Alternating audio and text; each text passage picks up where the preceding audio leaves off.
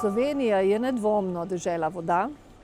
To ni samo fraza. Vseeno se nam zdi, da včasih še vedno je nek avtomatizem, da pričakujemo, da bo pač pitna voda iz pipe stekla. Pomembno se mi zdi, da se za reko skrbi na nevsiljiv način.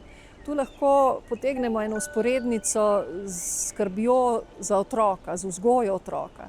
Nad otrokom moramo bdeti, skrbeti za njegovo varnost, ampak obenem mu dati neizmerno veliko prostora za njegovo rast, za njegovo ustvarjalnost. Tako kot otroka ne moremo ujeti v neka avtoritarna pravila, tako ne moremo niti reke ujeti v tone betona in misliti, da jo bomo s tem očuvali. Najmanjši ukrep, ki bi lahko ogrozil varnost reke, bi moral pomeniti alarm.